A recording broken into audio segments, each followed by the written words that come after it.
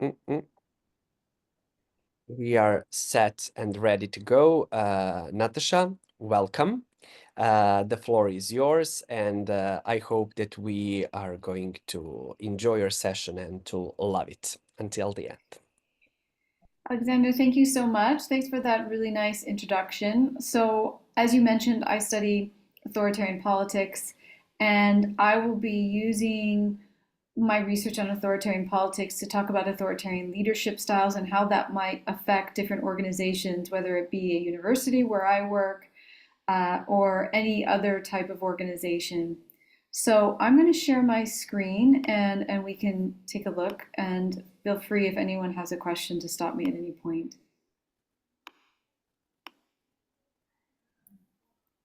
Okay, so hopefully everybody can see my screen.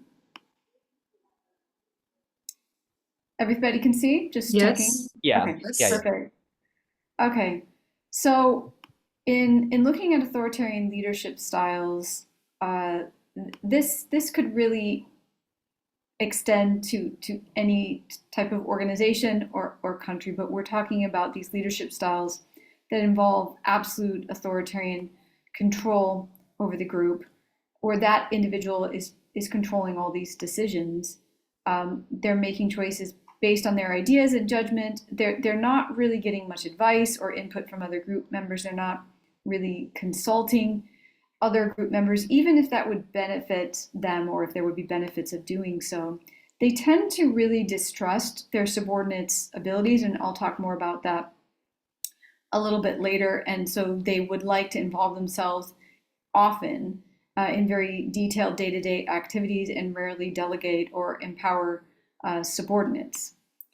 So, continuing on with that, when we think of authoritarian leadership styles, we're also thinking about the way they motivate their the people that work under them, and it doesn't tend to be through empowerment. It's usually more about creating like a structure of rewards and punishments, but it's more heavily leaning towards punishments. And so they may issue threats and issue punishments and try to evoke fear as a way of motivating people to get things done. And they're going to have, as I mentioned, just very low levels of trust of their subordinates, but also because of this environment, that creates very low levels of trust between employees. That employees operating in these types of environments don't trust one another very well. They're suspicious of one another, and they're living in this very fearful environment, which leads to more one-way communication, meaning there's communication between the leader and the people that work for him or her, but very little communication between people who are the employees there because the trust levels of one another are so low. Typically, the concern of these autocratic style leaders is to uh, deal with the work at hand and not figure out ways in which they can help their subordinates or the people that work under them develop any kind of self-sufficiency. And so they want to take full responsibility, and they also want to take full credit for the work. In really toxic situations, they don't take any responsibility. They tend to blame it on others, but when things go well, they tend to give themselves full credit.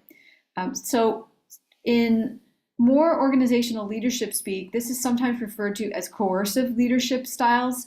And in my work, when we're looking at countries, it's referred to as autocratic styles of leadership. And within studying authoritarian regimes, there's a lot of variation, which I'm going to get to in a little bit. And we'll try to think about how this could apply in other contexts. So outside of politics, there's been very notable cases of autocratic leadership styles. Everybody, I'm sure, knows the case of Steve Jobs and the fact that he was obviously a very charismatic leader. He's a revolutionary visionary. He's incredibly innovative, had a relentless drive and ambition, but also had a big temper. Maybe he's the exception just because of what a genius he was and what he was able to do with his own company. And take it over at a point when there were losses, and then build this, massive conglomerate that has been so successful today. When autocratic leadership styles work, it may be because something has to be done very, very quickly It may be because there needs to be decisiveness. It may be in situations where you really need a centralized chain of command to make these kind of quick decisions. And the leader in these cases would really assume full responsibility. And as I mentioned in the previous slide, that really is a sign of a leader that they can assume full responsibility. It's more often these leaders try to shift the blame elsewhere. But if they do assume full responsibility for the decisions that they are taking action on, that would then reduce the stress on subordinates. And so this often works in military structures, but not always the case, and I'll try to illustrate why later. So making decisions quickly, that might be important in the healthcare industry, where you're dealing with an emergency room situation and a doctor working as part of a team has to move incredibly quickly, or in a situation with the police or the security forces or the fire brigades or in aviation. And so when you have these decisions about life and death, and you need a quick response, of course you don't want to have massive levels of consultation and consulting every single person at every single level, because it just may be too slow to respond adeptly. I want to turn now to look at where the literature in political science, where that literature can help us shed light on authoritarian leadership styles. And to give a little bit of a background on that, I want to look at how authoritarian regimes function. And there might be an assumption that all authoritarian regimes are the same, but there's a lot of variation with authoritarian regimes, and that really depends on who is in charge. So the structure of who is in charge, like how many people are in charge, and what is the structure of the elites that hold power. And on the one hand, you have military regimes that are run by military juntas, and this is sort of like a small group of people that are making decisions. And there really aren't that many military regimes today as there were in the past, really only just a handful. And then on the other hand, you have personalist regimes and single party regimes. And the bulk of the authoritarian regimes today are either single party or personalist. And then of course there's some monarchies, but I group them together because they function somewhat similarly. So with personalist regimes, you have someone at the top that controls all the power and has purposely delegitimized and deinstitutionalized and weakened the other institutions in the state. They may purposely weaken the military. They may purposely weaken their own political party. They may purposely weaken the legislature. They may purposely weaken the judiciary and undermine the rule of law. And they do this out of fear of their own survival, that they are so worried and paranoid about their own survival that they hoard as much power as they can in as quickly as they can, because they're worried about being ousted. And this ends up leading to all kinds of perverse outcomes. So their endless quest for survival leads them to make decisions and lead in a specific way that can lead to all kinds of negative outcomes. The other type of authoritarian regimes are single party or monarchies, and these single party regimes are led by many more people that are involved in the decision-making process. So while they're still authoritarian, you have a lot more veto players, you have a lot more discussion, you have a lot more consultation taking place, you have a lot more deliberation about each decision. And when we make comparisons between authoritarian regimes, just looking at personalist regimes versus single party regimes, and monarchies tend to function somewhat similarly because they have large ruling families. Personalist regimes perform poorly on almost every indicator. They don't perform well in conflict. They don't perform well when it comes to economic growth. They don't perform well when it comes to development or reducing poverty. They tend to have higher child mortality rates, higher infant mortality rates, higher maternal death rates, higher disease burden. They tend to be really poor at managing disasters. They tend to have higher levels of corruption. In comparison, single party regimes tend to be a bit better. And you could think about the reason why that might be the case. Though they are still authoritarian, there's a lot more discussion and deliberation and consultation about decisions. And comparatively speaking, they perform much, much better.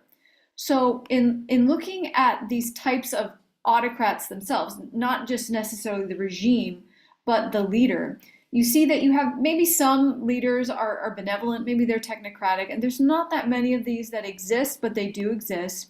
But a lot of these personalist leaders tend to fall in this category of being charismatic, paranoid narcissists. They're very Machiavellian, they're very callous. Because they're narcissistic, they tend to see the world in a very black and white terms between good and evil, and they struggle more with complexity. So that if people aren't fully in favor of them, then they are against them. If you don't have total loyalty, then these people are clearly traitors, and so they end up becoming extremely paranoid. Because they're also narcissistic, and because they tend to surround themselves with sycophants or fans of incredibly loyal people, they are often living in these echo chambers where they're told what they want to hear. They're told how great they are, how amazing they are, how the regime cannot survive without them. And that inflates these very grandiose beliefs that they have in themselves. Yet because of their paranoia, because they are so paranoid, and because they're so worried about being ousted in a coup or being forced into exile or being killed or assassinated, they have this strong need to surround themselves not just by sycophants who are telling them what they want to hear, but by really loyalists who are both incompetent and incredibly loyal and would never have the capacity or the will or desire to oust them in a coup. So how do autocrats lose power or fail? This is just some examples from the literature in authoritarian regimes, and you can see that most of the time they actually face a pretty violent death or they're forced out. That's 62% of the time that happens, and within that you can see the different ways in which they're ousted. It is through either a coup, or they're being forced to resign, or they've been assassinated, or they've faced a conflict or a violent revolution. Or nonviolent protests sometimes can push them out. So why does this matter? How does this relate to other contexts outside of just looking at who holds power? So it's often the case that people with these authoritarian leadership styles, they will face a very nasty or violent exit. They're not able to leave peacefully. They're not able to leave their companies peacefully. They leave and they have burned bridges. They have not earned the respect and love of the people that work for them. And so by not choosing consensus, by being overly controlling and repressive, they risk alienating the public and the elites that surround him. So I'll give you examples just even from my own university, where we had a vice chancellor who led in a very authoritarian style, refused to ever hear any kind of criticism of what his plans were, rarely consulted, demanded extreme levels of loyalty, only promoted those that were loyal over competence. Competence didn't matter that much. What mattered much more was loyalty. And he made a series of decisions that have deeply affected the university. And there are a lot of universities that are run by these styles of people, that are running universities into the ground by not consulting, by alienating those around them. And he had a very bad exit. He made so many mistakes that he was forced out. He didn't have a nice exit where people were, writing and saying nice things about him. People reviled him. I mean, were absolutely detested him. And that is the way that these types of leaders tend to go. They end up getting forced out. It isn't nice. It isn't friendly, and they leave a mess in their wake.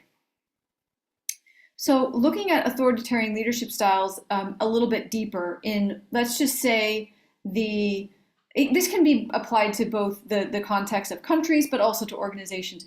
There's those that are really just more controlling. They, like I mentioned, require complete obedience of the inner circle at all costs, despite whatever the reality is. They're incredibly dogmatic, closed-minded, ideological about their decision, very defensive, very ego-defensive, very egotistical. They can't be wrong. They always have to be right. Power is an end in itself, and they are completely preoccupied with staying in power. Like I mentioned, all this narcissism, self-aggrandizement, they have to be the center of it all, and they might try to build their own personality cult, and wanting people to adore them, and have buildings named after them, have their portrait everywhere, and have people singing their praises all the time. They may be more obsessive compulsive, intractable, stubborn, secretive, waiting to announce decisions until the opposition, and this is in it can be, honestly, it may sound like this could only exist in a country setting, but it could also be in the business world as well, trying to be secretive and clever about when to announce certain decisions, so that the opposition, it's like a fait accompli. There's no time to disagree. This has already happened. We've already made this decision. They can be quite aggressive, manipulative, abusive to subordinates, saying demoralizing things to subordinates, and expect that there is deference to superiors, obsessed with details in order to be controlling. And then there's a second leadership style, which can be just as damaging and difficult, that you see like in failed states that are falling apart, where the leader is just chaotic and impulsive. They're less concerned with the details. They're not paying attention to the details, but they can't focus. They're changing their mind easily. They're vacillating between pretty compulsive and very impulsive behavior. Maybe sometimes they're overly self-confident. Maybe they consider themselves to be a maverick, but they'll often engage in decision-making based on their gut, whatever is the first policy alternative that comes to mind. They don't really have an ideology to guide them, but almost in this case, there is no clear direction or larger motivation. And they are making all these bad decisions while at the same time have exhibiting strong sense of personal efficacy. They don't really want to hear about any of the details. So because they're not interested in details and because they are so chaotic, this will lead to many instances where underlings have to manage up, that they have to almost manage their superior. And that's really difficult to do because the management, the leader, it's himself or herself, very authoritarian in some ways. And then you have, in contrast to this, more democratic styles of leadership. Could be more participative, laissez-faire. You could hear it described different ways, consultative, and they're more flexible, more pragmatic, more open-minded. They can operate this way because they have a strong sense of their own self and their own efficacy and their own esteem. They are not paranoid. They're not worried about their own survival. They're not making decisions based on what's going to make me look better, but what will be best for the team, for the organization. And they're able to understand and find differentiation in the fact that not everybody may believe what they're saying. They're innovative. They listen to others.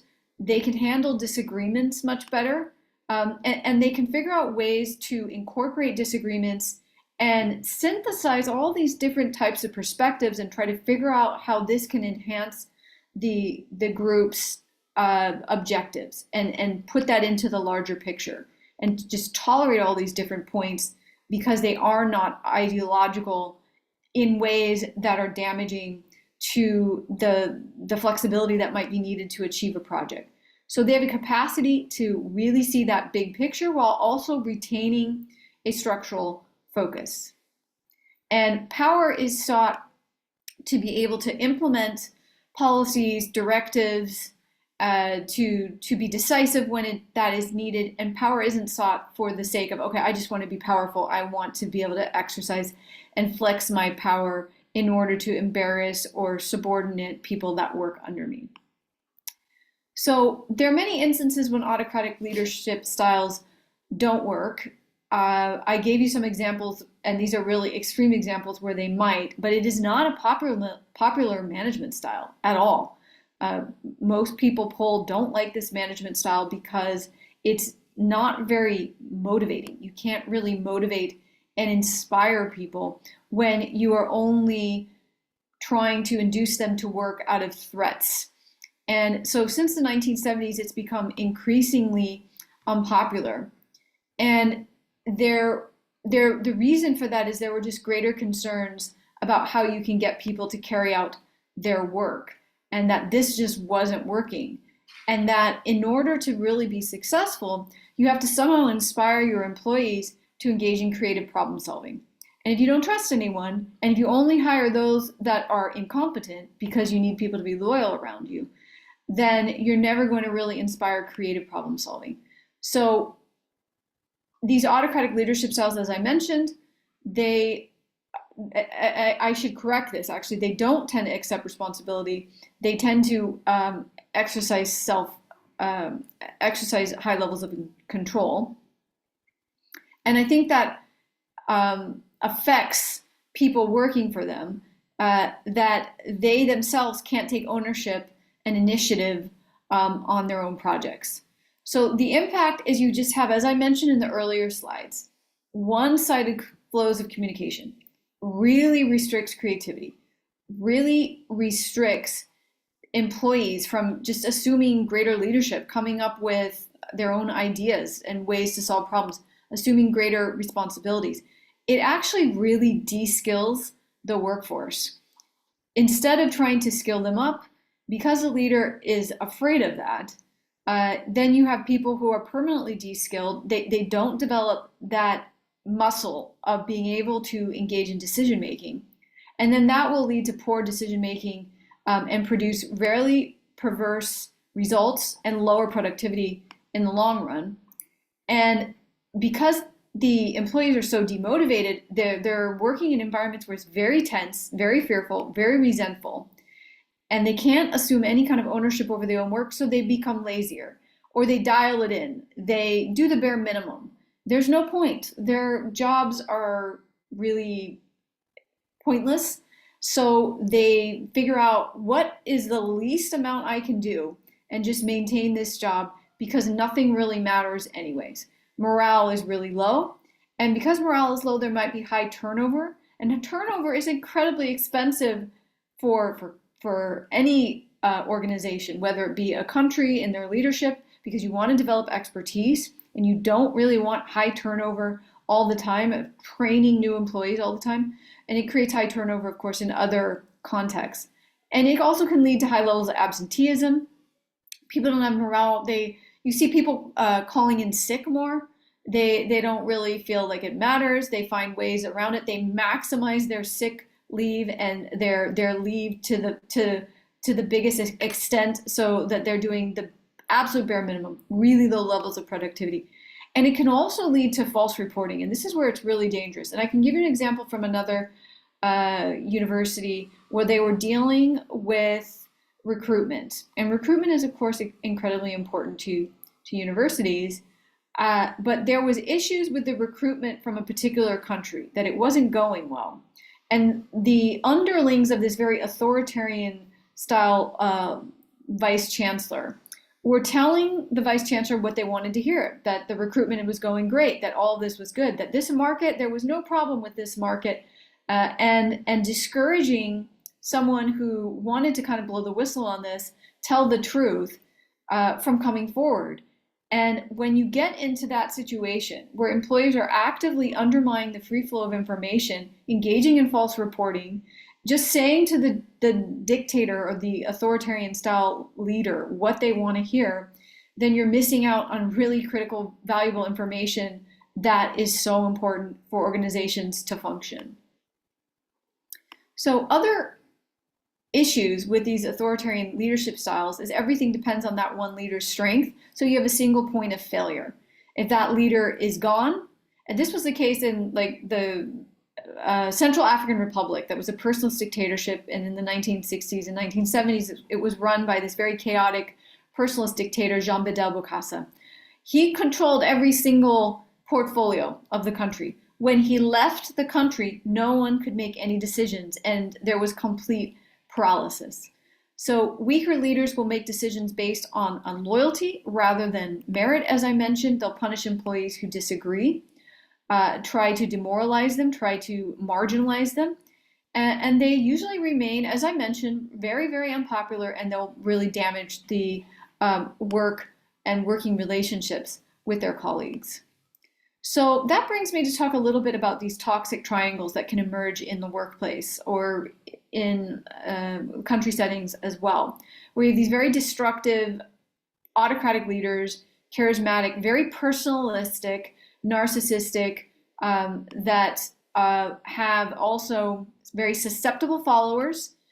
These are conformers. They have low core self-evaluations. They feel like they've got to conform, maybe low levels of maturity, and colluders that are incredibly ambitious. Maybe they share similar worldviews with the destructive leaders, but they're willing to go along with the plan. They're willing to support these destructive leaders out of their own ambition, out of their own personal ambition. And this is what keeps these situations, these contexts, or these triangles moving in that same direction. This is what perpetuates it, as you have both colluders and conformers, and people don't want to push up against these very toxic work environments because they fear that they will face reprisals. And so the environment is usually set like this, that the situation is intense. Let's look at the world of academia. In universities, it's an intense and threatening and difficult environment. There's a lot of hardships in terms of recruitment. It's worrisome, because of COVID or other different reasons that universities are struggling to recruit. So there's a threat, and then that threat gets magnified, so that the perception of the threat is so much that people feel, you know what, we're in such a difficult situation that we can't afford to rock the boat right now. We just have to go with the flow. We just have to say whatever this leader tells us and whatever he wants to hear. And we can't, in this moment, in this very threatening moment, check and provide any kind of check or balance against this leader. So it's more likely to perpetuate in these situations where they lack effective checks and balances, and where institutions within these organizations are weak. If you contrast that with more functional work situations, you can see the importance of agility and flexibility, where teams are self-organized, they are faster, they are more adept, they're more creative, they can respond really quickly when they're managed by someone who is a professional manager. And that is, this might be a little bit confusing to you, that is not very often in the autocratic styles of leadership. So let's just even look at the military, where I originally started, and I spoke about how, yeah, there are times when the military needs to be hierarchical, it needs to be making quick decisions, but there even needs to be some agility and flexibility within the military. It can slow down decision makings if it is so hierarchical, where all decisions are coming from the top and there isn't a lot of autonomy within the lower units. They might struggle to coordinate, whereas these less hierarchical, less authoritarian style militaries are more flexible, they're more creative, they're more agile, they can respond rapidly when they need to. And on the ground, they'll gain more confidence by being able to take their own decisions, whereas these more hierarchical, rigid systems lack confidence in military commanders, and then that can really corrode morale on the front lines. More junior officers are either not empowered to make decisions without oversight or lack confidence. So senior managers have to maintain this direct presence on the battlefield. So they're always hovering over everybody. And when you're micromanaging everybody to this extent, that means that you're losing time, that managers are using time where they could be applying their skills elsewhere. And so the lack of flexibility and independence within the military reflects really a paranoia of leadership. And this is where we see this kind of impact of coup-proofing, where a authoritarian leader deliberately diminishes and weakens their own military in order to preserve themselves in power. And we see this types of behavior taking place many times in countries, but also actually in organizations, where they really weaken the people that could pose the biggest threat to them, because that's how they see them that way. Instead of seeing people as threatening, seeing them as an asset and how they can be an asset and an assistant to the organization. So the best style of leadership, and this is, here I'm wrapping up now, is those that where you motivate teams, you connect their work to a larger organizational strategy, you're really inspiring, you're bringing out the best in employees, helping them understand day-to-day tasks and how that contributes to a greater purpose, setting clear guidelines but not micromanaging, trusting staff members to work towards a shared vision, but where people actually have their own autonomy to be creative, which then creates high levels of employee engagement and really increases job satisfaction. And as I mentioned, the dangers of false reporting and how frequently false reporting happens. Even in my own university, where there was a lot of false reporting going on as people were trying to please those at top. And now we have new leadership that is completely different. And it is a different world. It is as if we have been completely reborn because we have incredibly competent and conciliatory and consultative leadership that is encouraging other people to come and give their best ideas. And it is, like I mentioned, it is night and day the difference that it has made. So encouraging truthful input is really important as well, because that's where you can bring out the best ideas from people. Okay, and so I'll end there. I'll stop sharing, and I know that because we're recording this, there might not be as many people attending and might not be that many questions, but if there's any questions, I'm happy to answer them. Yes, I have questions, but I send it on here in chat if you would like to maybe read it. Okay, so you said, I think most successful and prominent, I can't see this. Like leaders like Steve Jobs and other successful individuals, they tend to be very autocratic, and they are charismatic, and I can inspire people, but they have very like autocratic style, but Yeah, they that's are very successful, and they're most of them. so. I mean, my answer to this is that there are cases like this of these autocratic leaders, charismatic, autocratic, brilliant geniuses that, yeah, they are able to be incredibly successful. But this is more the exception. This is really more the exception. These are outliers. Steve Jobs is like 1 in a million. This is hard to replicate. Yeah, if you have that level of genius, you probably are going to inspire people, even if you're an autocratic style leader. But in most cases, this does not work, and it doesn't bring the best out of people. Okay, yeah, thank you. I have one question. Maybe you actually answered on my question, but I'm not sure I heard that well, if that happened actually. Could you share any real-world examples, even if you're in your surroundings, where an authoritarian leadership style was successfully transformed to a more positive, empowering approach, let's say like that?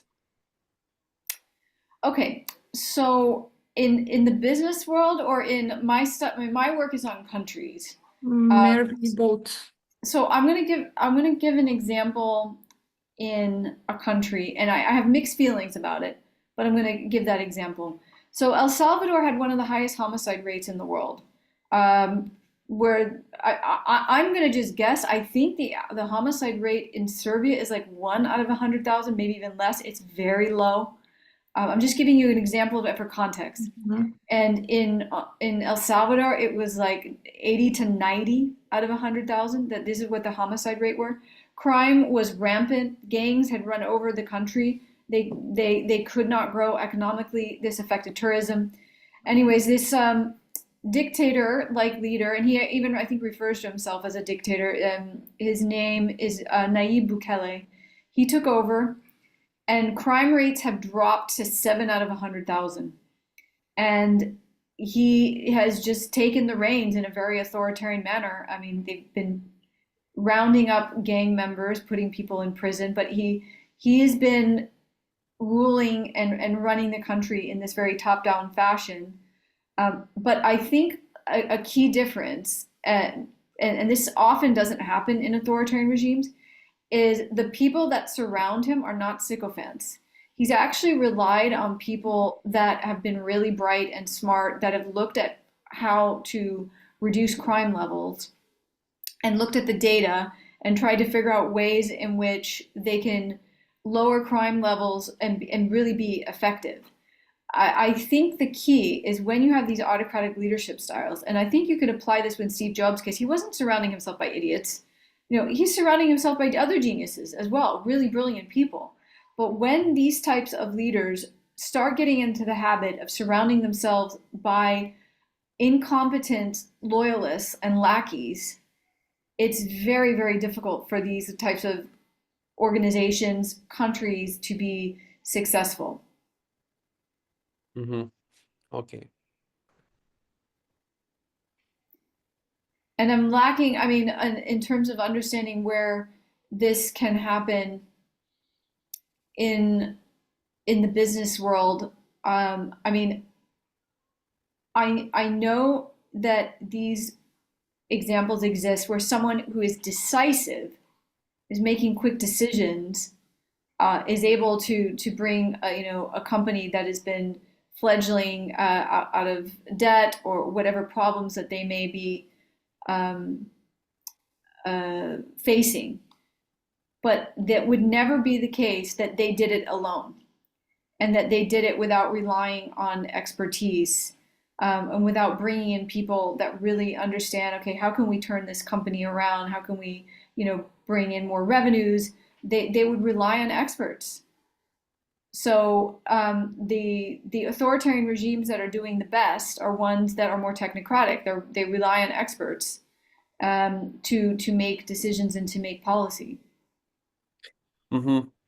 What comes up on my mind after your answer right now would be, uh, maybe is there any advice you would give to um, help young leaders, let's say, to avoid falling into the trap, if we can call it like that, of personalistic leadership, instead foster a more collaborative and transparent culture, let's say like that?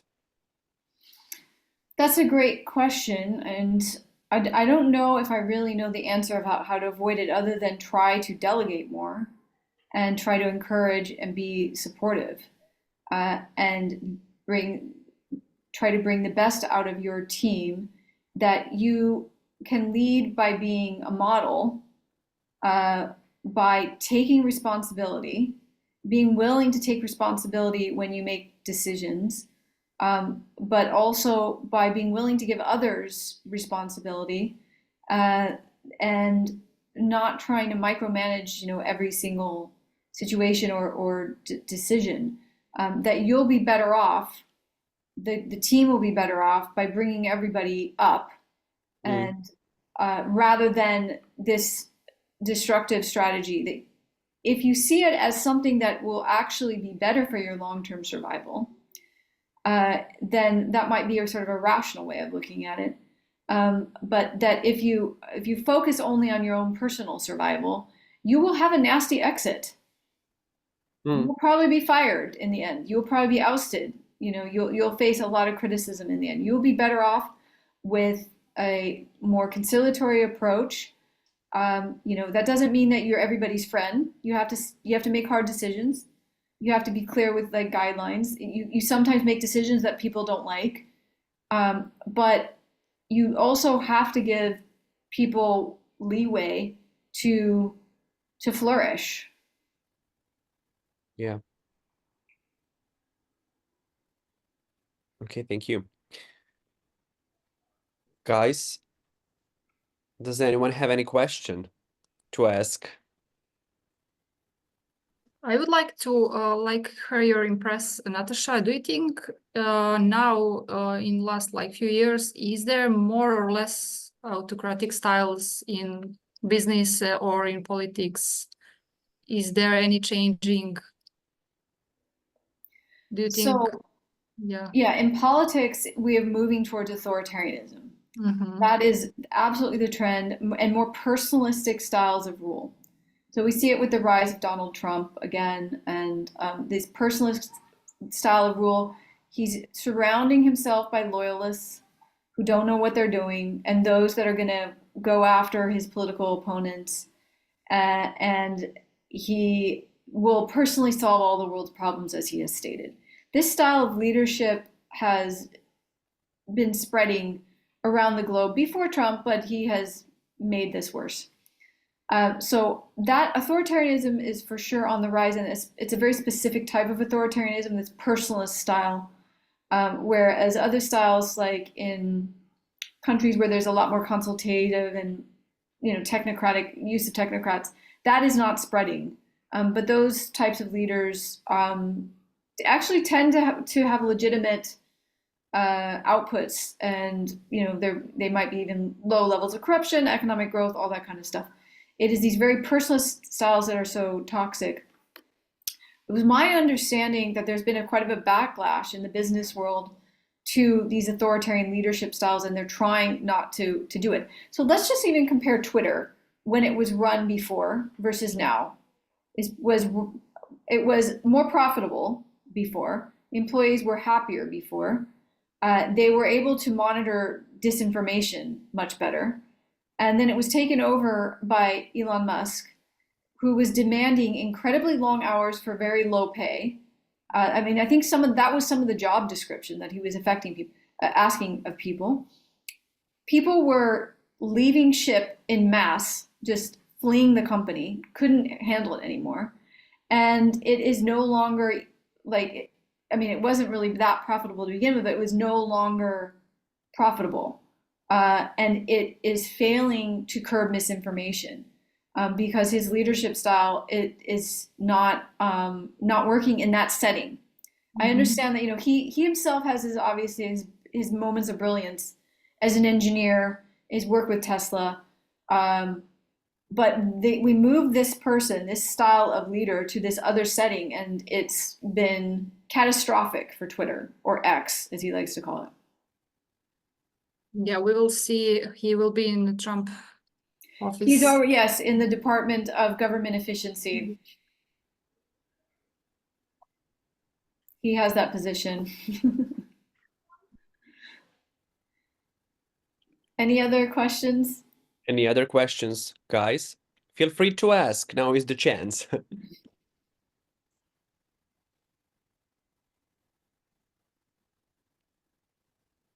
Okay, this is a silent group tonight, I would say. They enjoy listening more than asking questions. What'd you say?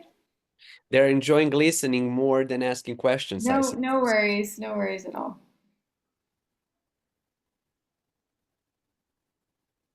I think it's all for tonight. Yeah, definitely. Okay, then let's close this to the end. If there is no questions, please interrupt me if there are some questions, but I don't think according to that. So yeah, Natasha, thank you very much for being our guest speaker. It was a very pleasant conversation, very realistic, I would say. And I think I have some hope inside myself. If I look into a future, you gave me, in some ways, a little bit hope to wait for a change. And I really do hope that change is going to happen. That's my personal opinion, of course. But I'm sure that there are a lot of people dealing the same opinion with me. Thank you very much for your time one more time. I hope that we will have opportunity to see you soon, even in Belgrade. Yeah, that'd be great.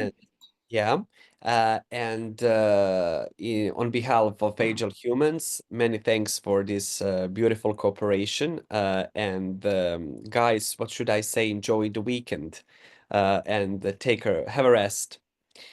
That would be all for tonight, guys. Okay. Enjoying the rest of the day. Natasha, thank you very much one more time. We'll be in touch. If you want to contact Natasha, please do that. You can find her on LinkedIn network. And when she has enough free time to get in touch with you, she will do that. I'm pretty sure. Thanks, guys. Okay, that would be all for tonight. See you next time. Bye, everyone. Thank you. Bye, everyone. Take care. Bye-bye. Bye. Thank you very much. Bye-bye. Bye-bye. Thank you. Bye.